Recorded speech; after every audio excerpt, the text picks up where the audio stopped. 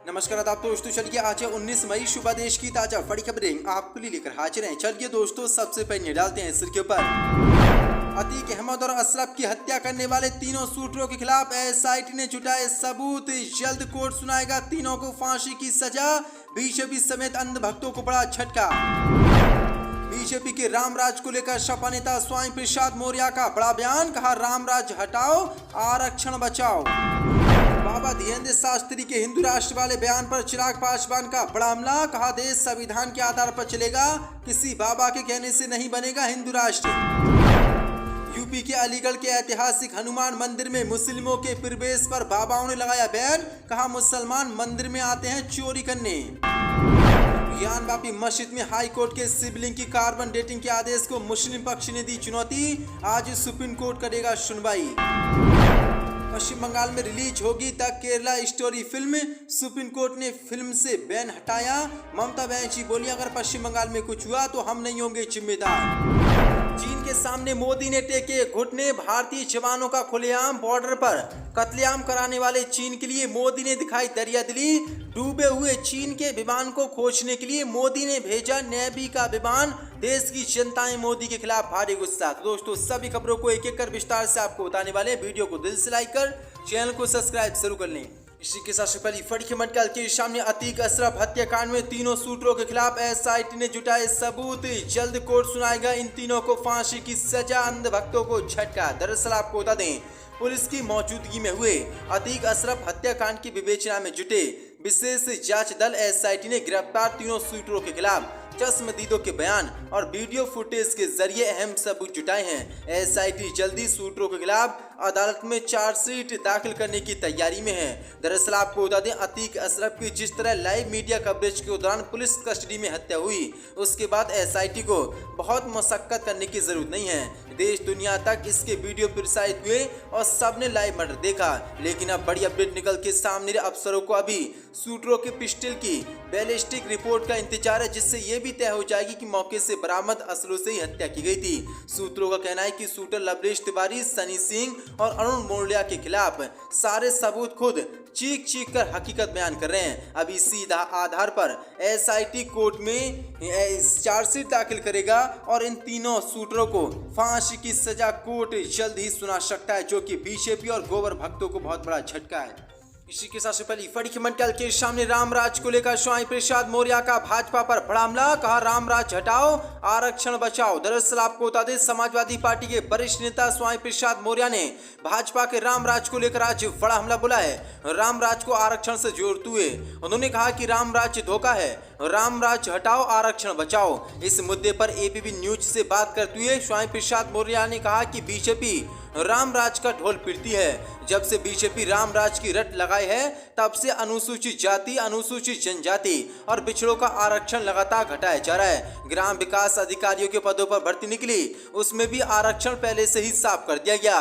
गोरखपुर विश्वविद्यालय में प्रोफेसर के पदों पर भर्ती में सारे आरक्षित वर्ग के अभ्यर्थी 6 पदों पर ही समेट दिए गए। अगर ऐसा ही आरक्षण लागू करना है तो ऐसा रामराज हमें नहीं चाहिए। स्वामी प्रसाद मौर्य ने कहा कि संविधान की कसम खाने वाले लोग संवैधानिक पदों पर बैठकर संविधान की मर्यादा को तार तार करेंगे, संविधान का ही गला घोटेंगे तो लोकतांत्रिक व्यवस्था खत्म हो जाएगी। रामराज में शंभू का गला घोटा गया था, सीता की अग्नि परीक्षा हुई थी, वही हालात आज इस देश के हैं। दबे कुचले पीड़ित शोषित समाज के भी हैं और बीजेपी अपने रामराज के नाम पर इन लोगों का गला घोट रही है, इनको कुचल रही है। इसी के साथ अलीगढ़ के ऐतिहासिक हनुमान मंदिर में मुसलमानों की एंट्री पर रोक।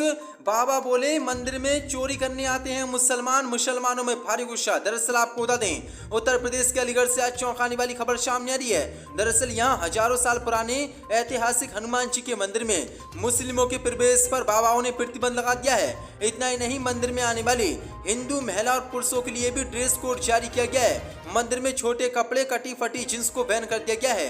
हिंदू पुरुष भक्त भी कटी फटी जींस और छोटे कपड़े पहनकर मंदिर में दर्शन नहीं कर सकेंगे।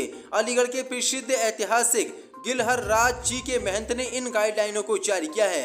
महंत कौशल नाथ ने कहा कि मुस्लिम प्रवेश पूरी तरीके से मंदिर में प्रतिबंध रहेगा, क्योंकि किसी भी देवालय में कोई मुस्लिम पूजा करने नहीं जाएगा।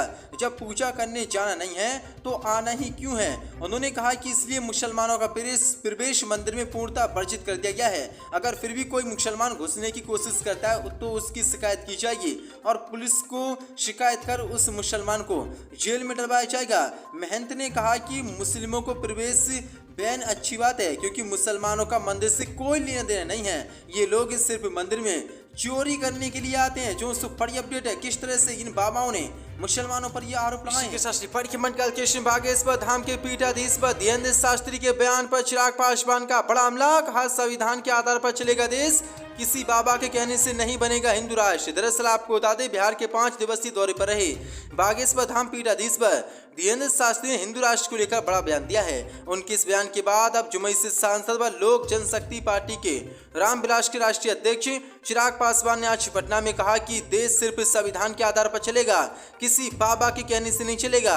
हर कोई अपने विचार व्यक्त करने के लिए स्वतंत्र है, सभी को अपनी बात कहने का अधिकार है। उन्होंने कहा कि पिछले 75 वर्षों में देश संविधान के आधार पर ही चल रहा है। चिराग पासवान ने कहा कि विपक्षी नेता आरोप लगा रहे हैं कि देश के संविधान व लोकतंत्र की हत्या की जा रही है। मैं उनसे पूछना चाहता हूं, क्या यहाँ चुनाव रुक गया?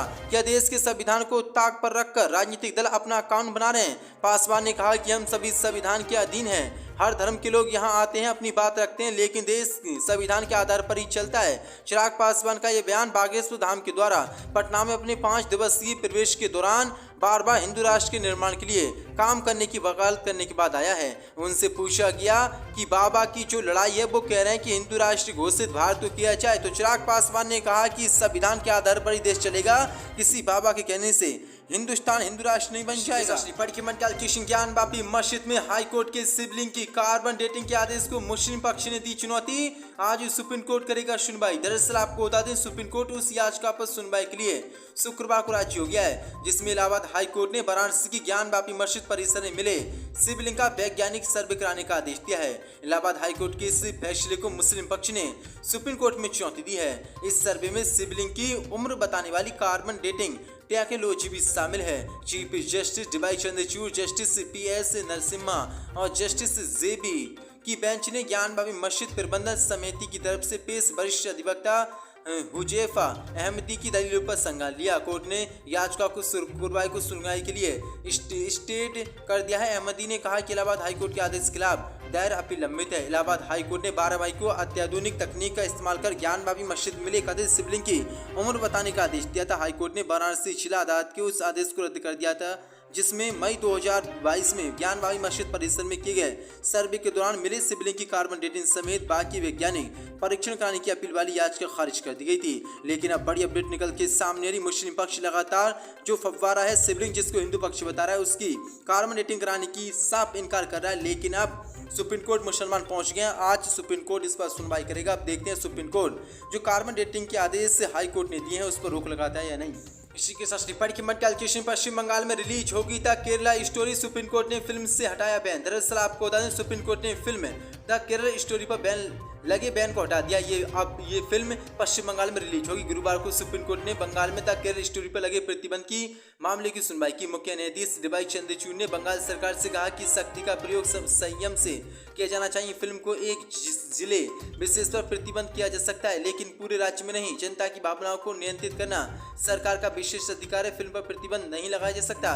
सुप्रीम कोर्ट ने कहा कि 20 मई शाम 5 बजे तक डिस्क्लेमर लगाना होगा कि 32,000 का आंकड़ा कोई पुख्ता आधार नहीं है। सुप्रीम कोर्ट ने अगली सुनवाई 18 जुलाई को होगी। मुख्य न्यायाधीश डीवाई चंद्रचूड़ ने कहा कि राज्य की शक्ति का प्रयोग अनुपातिक होना चाहिए। किसी प्रकार की अशून्यता को बर्दाश्त नहीं किया जा सकता, लेकिन अभिव्यक्ति की आज़ादी का मौलिक अधिकार किसी के भी भावना के सार्वजनिक धरना प्रदर्शन के आधार पर निर्धारित नहीं किया जा सकता।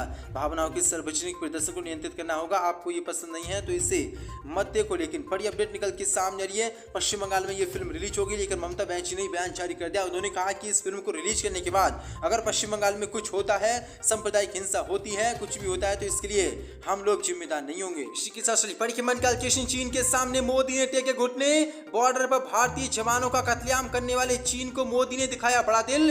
डूबे जहाज को खोजने के लिए मोदी ने भेजा नेवी का विमान। दरअसल आपको बता दें, 17 मई 2023 को हिंद महासागर में चीन का एक जहाज डूब गया है। उसमें सवार 39 लोग लापता हो गए। अब तक नहीं पता चल पाया है कि वह कहाँ है, लेकिन भारत ने सारी दुश्मनी भुलाकर इंसानियत दिखाती भारतीय नौसेना के खोजी विमान को हिंद महासागर में भेजा है। दरअसल आपको बता दें, ये वही चीन है जो लगातार हमारे सेना, हमारे फौजियों पर, बॉर्डर पर हमला कर रहा है और उनको मौत के घाट उठा रहा है। तो मोदी सरकार ने आज पूरी तरीके से चीन के सामने घुटने टेक दिए हैं और डर के मारे मोदी ने भारतीय नौसेना का खोजी विमान भेजा है और चीन के विमान को अब वो खोजेगा। जैसे ही चीन ने मदद मांगी, भारतीय नौसेना तत्काल अपने खोजी विमान P-8I को कैप कॉमिरल नेवल बेस से उड़ा दिया। भारतीय नौसेना का विमान भारतीय समुद्र क्षेत्र में 1660 किलोमीटर आगे तक गया, जहां चीन का जहाज डूब गया था। ये जहाज मालदीव से थोड़ा आगे है। चीन के डूबने वाले जहाज पर